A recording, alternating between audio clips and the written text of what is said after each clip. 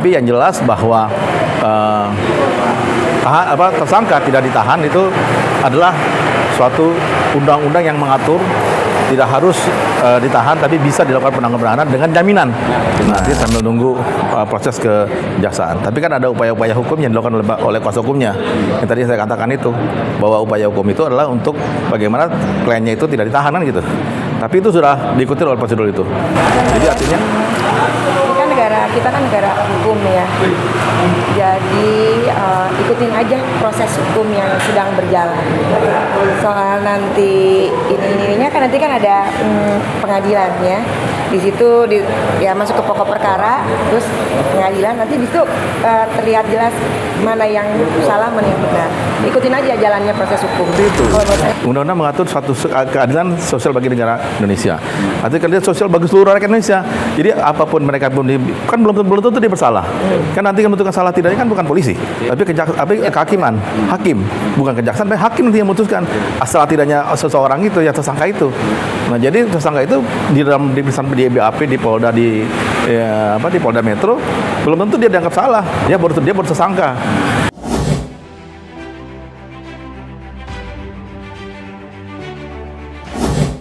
Hukum itu jelas dalam satu perkara yang telah P21, terus setelah itu dilimpahkan ke kejaksaan masuk ke tahap 2, itulah bagian dari substantif hukum yang artinya disitulah bisa seseorang itu akan dimasuk ke dalam tahanan di lapas ya, seperti itu. Tapi juga ada kewenangan oleh kejaksaan, karena kan sudah bukan ranahnya di kepolisian lagi, karena P21 sudah ranahnya kejaksaan. Itu pun juga diatur dalam undang-undang bahwa boleh dilakukan upaya penangguhan penahanan. Nah, saat ini memang sudah dilakukan penangguhan penahanan dan sudah dibebaskan, artinya bukan bebas murni ya. Di sini jangan konotasinya itu jangan seolah-olah dua tersangka ini sudah bebas dan tidak bersalah, bukan. Jadi harus diluruskan dulu. Jadi bahwa Roy Suryo dan Dr. Tifa ini dilakukan penangguhan penahanan sampai masuk dalam pokok perkara. Pokok perkara itu adalah masuk dalam persidangan. Ya itu biasanya nggak lama, itu kurang lebih seminggu ya, atau 2 minggu ya, 2 minggu lah masalah itu. 7 hari ya, 7 hari. Setelah itu baru masuk dalam pokok perkara dan akan disidangkan. Nah, disitulah kita tunggu-tunggu saat-saatnya yang paling sakral ya, yang paling penting itu adalah masalah keaslian atau tuduhan atau yang dilakukan oleh Dr. Tifa dan Roy Suryo terhadap mantan Presiden Jokowi mengenai ijazah palsu. Nah, itu nanti dibuktikan dalam pokok perkara persidangan. Tapi yang jelas bahwa tersangka tidak ditahan itu adalah suatu undang-undang yang mengatur tidak harus ditahan, tapi bisa dilakukan penangguhan penahanan dengan jaminan. Nah, jaminan ini siapa? Mungkin bisa pengacaranya, kuasa hukumnya, penasihat hukumnya, atau juga dari keluarga atau istrinya. Kalau mau sudah mungkin istrinya, atau Dr. Tifa mungkin suaminya atau keluarganya. Jadi artinya boleh dilakukan upaya-upaya seperti itu. Jadi masih dalam posisi dia harus bisa membuktikan apakah tuduhan itu benar atau tidak. Kalau tuduhan itu tidak benar, ya kembali lagi kepada hakim. Hakimnya punya keyakinan. Keyakinan hakim inilah yang membuat nantinya memutuskan apakah Roy Suryo dan Dr. Tifa itu salah atau tidak. Tapi ini semua kembali lagi, saya pikir kita juga harus berpikir yang lebih rasional, karena ini kan masalahnya politis ya, jangan kental politik. Jadi artinya bahwa campur tangan politik itu pasti ada. Tapi kan dalam jaminan itu ada 50 penjamin loh, termasuk ada orang-orang penting dalam konteks mantan jenderal. Itu gimana? Maka tadi nggak ngaruh nggak sih?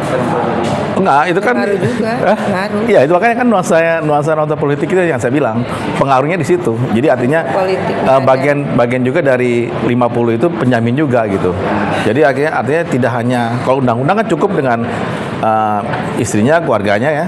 Tapi kalau ditambah lagi dengan para pengaruh-pengaruh yang punya jabatan, mantan atau mantan pejabat yang menjamin bahwa tidak akan melarikan diri, kan itu aja paling penting. Artinya tidak kabur, tidak melarikan diri, dan masih bersikap kooperatif dengan kejaksaan. Jadi kalau ada 50 penjamin itu artinya sangat, jangan 51 aja cukup. Jadi artinya banyak dukungan lah. Tapi ini memang saya pikir hukum itu ya bukannya dianggap ini sudah bebas, bukan, tapi ini masih terus berjalan sampai nanti di persidangan seperti itu. Pak, menurut Bapak mekanisme yang sudah dilakukan oleh Pak Roy Suryo beserta Royalnya itu sesuai dengan kaidah hukum enggak? Seperti apa? Sesuai dengan kaidah hukum yang sudah. Iya, sudah. Artinya gini ya, artinya mereka sudah kooperatif juga, sudah dijemput dan masuk ke diperiksa di tahap kedua, yaitu untuk melaksanakan masuk tahap kedua untuk dari tersangka untuk ke kejaksaan, ya. Datang ke Polda, udah mengenakan baju oranye. Nah, sempat juga bermalam situ kan, berapa hari kan di situ. Nah, artinya sambil nunggu proses ke kejaksaan. Tapi kan ada upaya-upaya hukum yang dilakukan oleh kuasa hukumnya. Yang tadi saya katakan itu, bahwa upaya hukum itu adalah untuk bagaimana kliennya itu tidak ditahan kan gitu.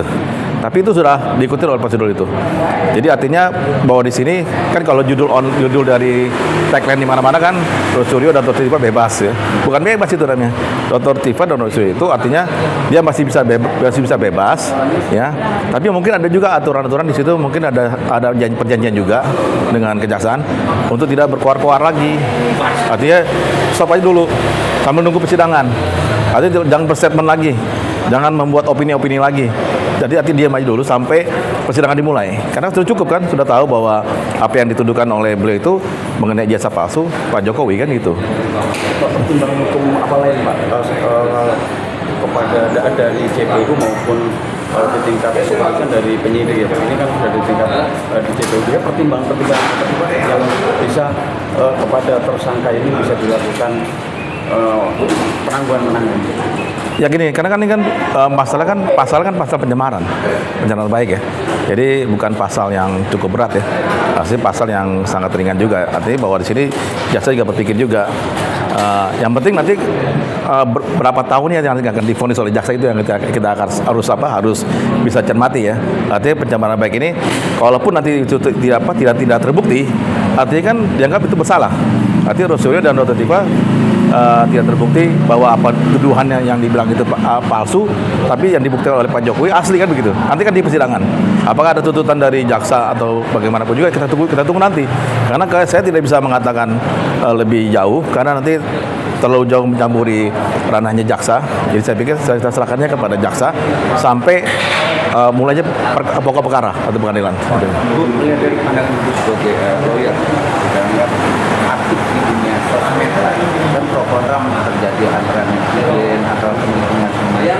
Ibu menyoroti apakah hukum yang harus tegas atau gimana Bu dengan proses sudah di penanganan. Takut kan pro kontra para netizen yang masih huru haranya itu Saya melihat ini kan kita kan negara hukum ya. Jadi ikutin aja proses hukum yang sedang berjalan. Soal nanti ininya kan nanti kan ada pengadilan ya.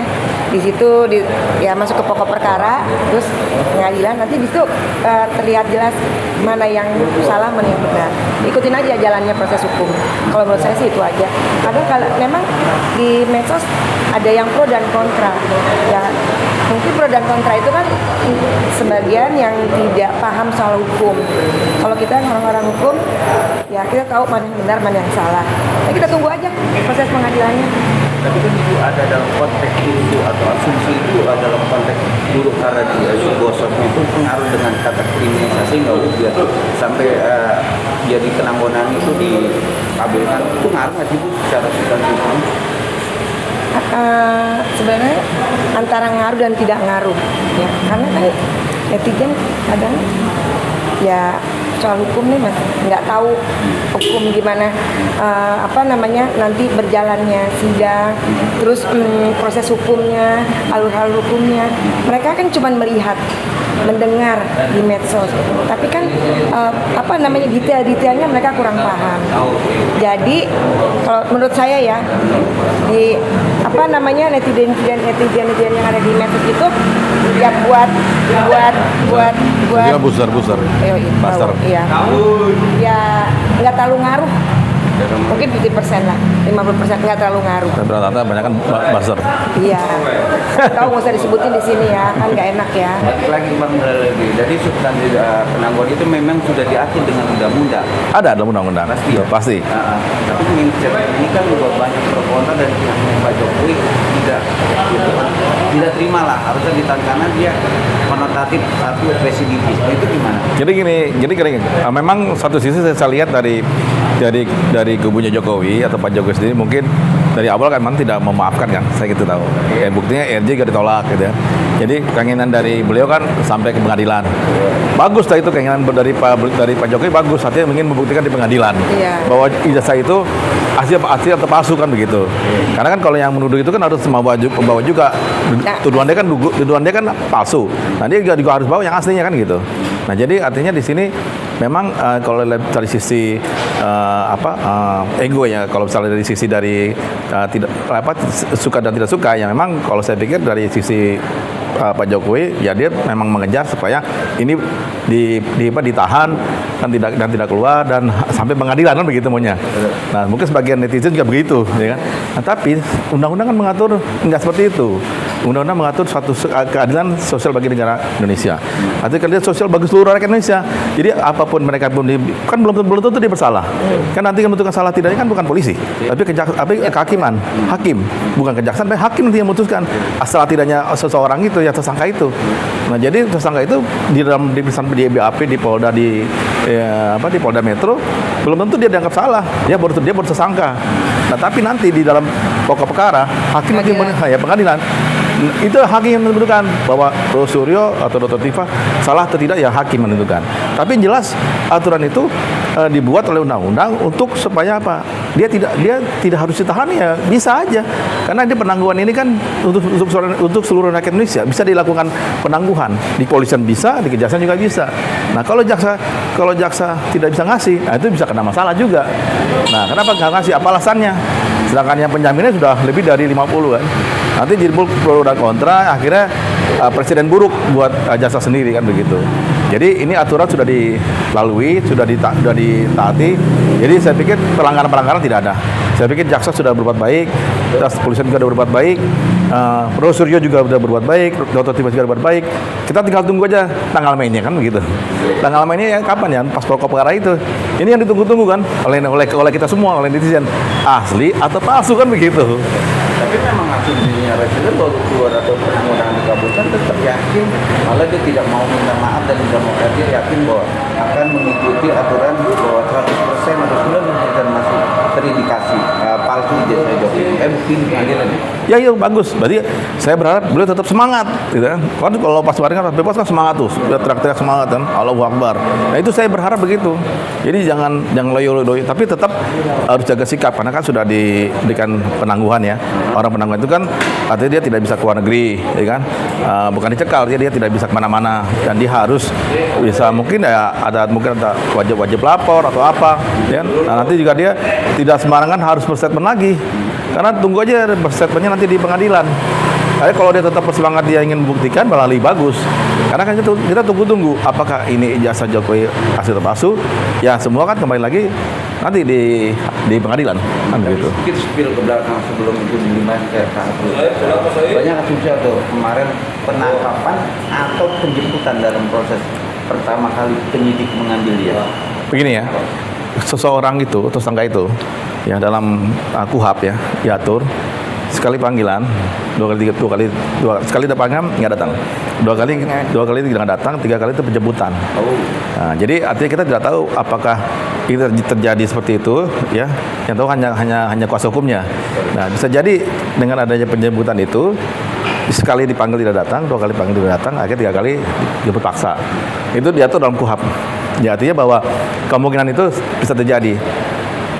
Panggilan itu bisa penangkapan karena kan sudah tersangka, karena mungkin takut melarikan diri karena sudah dianggap tidak kooperatif, ya kan?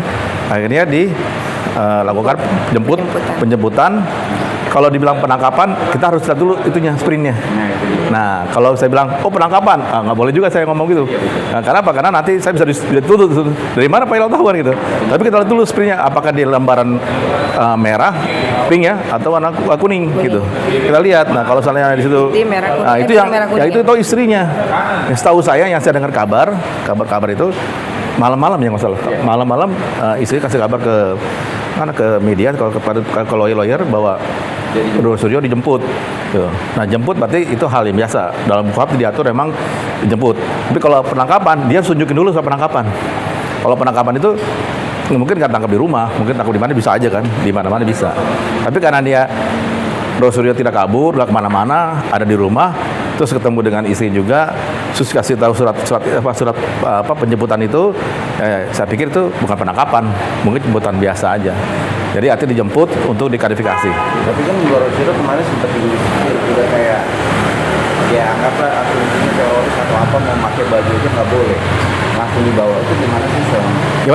Gimana? Iya, dia mau pakai baju otomatis langsung ditarik gitu kayak zaman apalah kan. Gimana? Itu biasa itu kalau Biasa. itu buat untuk tes, harus kuat mental juga, tes mental itu namanya. Jadi kalau misalnya emang dijemput ya mungkin biar cepet aja kali. Cuman terlihatnya mungkin kesannya seperti itu. Tapi saya sih yakin tidak ada pemaksaan. Bu, lahir Bu, ibu kan sebagai ibu loh dalam konteks ini juga jaminan seorang istri loh. Itu gimana melihat? Oke lah, secara hukum memang sudah ada undang-undang, tapi sebagai ibu dia menjamin suaminya untuk penahanan. Gimana menanggapi? Namanya seorang istri ya, ini pendapat saya, mau suaminya salah atau benar tetap aja dia ngejamin, tetap aja dibelain suaminya. Itu kalau menurut pendapat saya. If suaminya mau salah atau benar, tetap istri menjamin dan membela suaminya. Penting Ya. ini pengadilan ya. Nah, nanti ya semua intinya pokok perkara itu ada di pengadilan. Kita tunggu aja nanti. Tapi namanya istri itu sepanjang nanti proses pasti dia mendampingin dan menjamin. Kalau udah kata istri menjamin, mau salah atau benar tetap istri menjamin. Sama juga suaminya. Saya tambahin sedikit, maksudnya Bu Emma ini, beliau kan profesi avokat juga. Iya. Ya, avokat aja pembela orang lain, apalagi bela istri Suami suaminya. sendiri gitu loh. Jangan, Iya kan? kan kalau Betul kan? advokat itu kan kalau membela Orang yang dibela. maksimal kan ya. Harus maksimal membela kliennya. Apalagi suaminya. Iya, orang lainnya dibela, maksudnya suaminya dibela. Juga melihat posisi ini kan juga ekonominya atau Presiden Prabowo juga lagi bicara membangkitkan ekonomi Indonesia dengan ada masalah ijazah bergulir-gulir ini gimana Bu? Susah juga ya. Soalnya ini juga masalah ini sebelum krisis ekonomi. Nah, udah lama nih kan, berlangsungnya bertahun-tahun. Nah, mungkin disinilah intinya, endingnya ya. Dengan keadaan seperti ini, ekonomi sekarang seperti ini, lagi krisis ekonomi, udah mendunia ya. Ya mungkin mungkin narik diri dulu menarik diri deh, mundur dulu pada satu langkah gitu loh. Karena juga semuanya kan butuh biaya. Dari transportnya juga, bensinnya naik. Udah nyamber kemana-mana ini. Nggak apa-apa. Ya kan? Yang benar tuh, itu kan nyata. Jadi semua ini kenyataannya. Nyata. Namanya ibu-ibu. Semuanya juga udah Curhat-curhat tuh. ya nggak curhat juga. Karena kita nih mau jalan kemana-mana, bensin juga naik, kan semua naik. Jadi semua keterkaitan gitu loh. Makanya ya mungkin orang berpikir udah daripada lanjut makan biaya lagi ini lebih sekarang juga lagi krisis ekonomi, negara lagi begini ya, gini ya udah jadi mohon menahan diri, bersabar. Dan ya yang nggak penting-penting banget nggak perlu lah gitu loh. Jadi intinya benar nggak ada nih pandangan hukum apa nih untuk presiden sudah dilimpahkan dan sudah ditunjuk loh pengadilan Jakarta Timur sama Selesai ini. Udah, siapa lagi? Tentara sendiri. Ya kalau saya pikir prosedur harus menghadapi, prosedur dan dokter harus menghadapi ini semua. Artinya bertanggung jawab untuk membuktikan mana yang asli, mana yang palsu. Artinya sudah diagendakan dan ini kan sebetulnya masyarakat sudah lelah. Sudah lelah dengan berita-berita seperti ini. Artinya masyarakat ingin segera berakhir dengan ending yang lebih enak. Jadi ending itu yang smooth, yang enak lah. Jadi jangan sampai jangan ada fitnah, jangan sampai dusta di antara kita. Makanya ending ini harus jelas. Kita negara-negara hukum kan. Memang kita negara-negara hukum. Jadi hukum itu harus ditegakkan. Mana yang salah, mana benar kita serahkan kepada hakim. Ya. palsu atau tidak palsu serahkan kepada hakim. Hakim hanya punya satu keyakinan. Pengacara, polisi nggak punya, jaksa nggak punya, hanya hakim yang punya keyakinan. Ini palsu atau tidak palsu. Nah, jadi kalau nanti hakim memutuskan ini apa jasanya Jogi asli, ya mau nggak mau kita harus terima itu putusannya. Kalau hakim bilang itu palsu, kita harus terima juga. Tergantung dari hakim nanti. Hakim yang bisa menentukan ijazah palsu atau aslinya.